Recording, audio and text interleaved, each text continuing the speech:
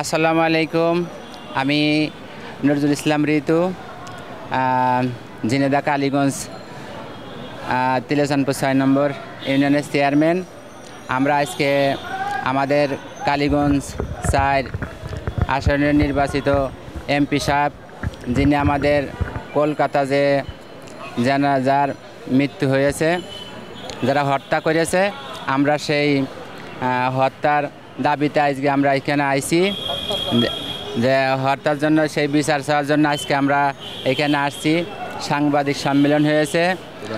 প্রধানমন্ত্রীর কাছে আমরা আহ্বান রাখবো যে যারা এর সাথে জড়িত আছে, আমরা তার বিচারের জন্যই আজকে আমরা এখানে এসেছি। তা আমরা এটা চাই যে প্রধানমন্ত্রী সারা বাংলাদেশে তো সবারই তো বিচার করে। আজকে আমরা কালীগঞ্জবাসী যারা আজকে ঢাকা শহরে এসেছি, আমরা কালীগঞ্জবাসী আমরা তার বিচার চাই।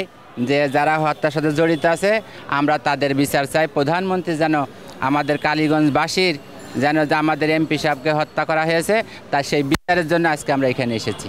যে হত্যার সাথে যারাই জড়িত থাকুক, আমরা আজকে দেখছি যেই হোক, আজকে অনেক তো দেখা যায় সাংবাদিকরা করছে, দেখছেন আপনারা কারা কারা জড়িত আছে।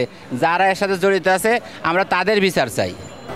উন্নয়নের বিষয় আমি শোনেন, আমাদের এমপি সাহেব যখন বেঁচে ছিল, আমি তো তখন থেকে আমি আজকে প্রায় 2-2.5 বছর হয়ে যাচ্ছে আমরা চেয়ারম্যান হয়েছি ওখানে। কিন্তু আমাদের এমপি সাহেব ভালো মানুষ ছিল, আমাদের সব কাজে সহযোগিতা করত, উন্নয়ন করত। উনি তো এখন মারা গিয়েছে।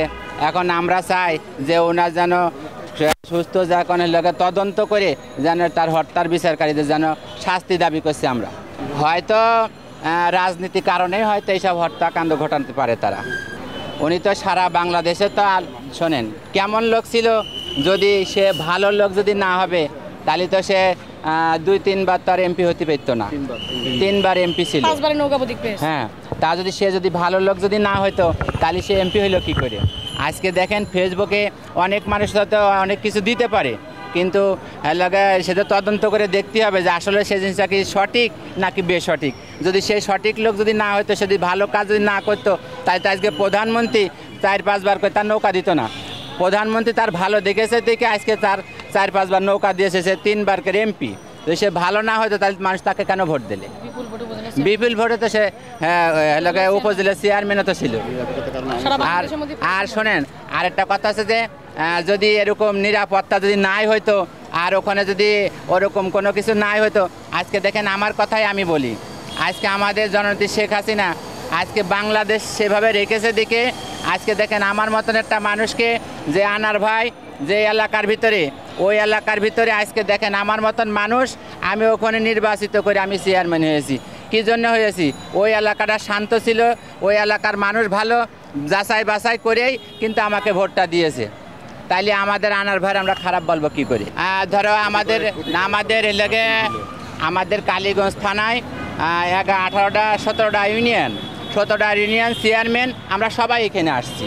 কেউ তো আসে নাই যেমন কোনো কথা না। আমাদের ইউনিয়ন তো 15টা ইউনিয়নের থেকে আমরা সবাই চেয়ারম্যান এখানে আসছি। পুরসভার চেয়ারম্যান, উপজেলা চেয়ারম্যান সবাই তো আমরা এখানে আসিনি। কিন্তু দেখেন আমাদের এখানে সবাই তো ছিলাম আমরা এখানে। এনটি গ্রুপ কারা ওরকম থাকবেই। যারা শোনেন, একটা জিনিস হচ্ছে কি যে এক জায়গায় বসবাস করতে গেলে এক ঘরের মধ্যে যারা বসবাস করে, দুটো হাড়ু ঠোকর মোকর লাগে, এটা তো জানেন আপনারা সবাই। কিন্তু এরকম কিছু লোক থাকবেই, তাই বলে এটা না যে কিছু লোক থাকবে দেখেই আজকে আনার মেয়ের বিচার হবে না, এটা তো আমরা চাই না। আমরা চাই আনার মেয়ের যারা হত্যাকারী তাদের বিচার হোক, আমরা এটা চাই। আজকে আমাদের ঝিনেদা 4 আসনের মাননীয় সংসদ সদস্য জনাব আনোয়ারুল আজিম আনার হত্যাকাণ্ডের যে ঘটনাটি আপনারা জানেন, তিনি আমার বাবা। আমার নাম মুমতাহিন ফেরদৌস ডরিন।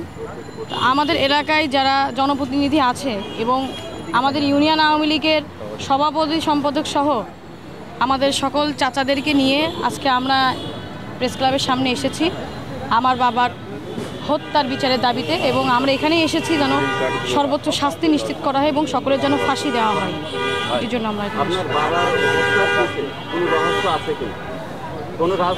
অবশ্যই রাজনৈতিক রহস্য তো আছে। আপনারা দেখছেন জেলা আওয়ামী লীগের 2 জন নেতাকে কিন্তু গ্রেপ্তার করা হয়েছে।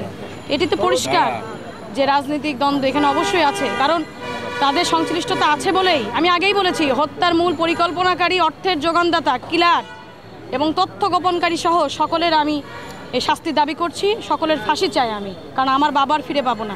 আপনারা তো বুঝছেন আমার কথার মাধ্যমেই যে আমি আসলে কি বলতে চাচ্ছি। অবশ্যই রাজনীতির অভ্যন্তরীণ কোন্দল আছে, সেই কোন্দল আছে, এটি আমি বলতে চাই না। আমি চাই তদন্ত হোক, তদন্ত সাপেক্ষে তাদেরকে ধরা হয়েছে এবং তদন্ত করে সঠিক বিচার তারা আমরা যেন পাই এবং তাদের জন্য সর্বোচ্চ শাস্তি দেওয়া হয়।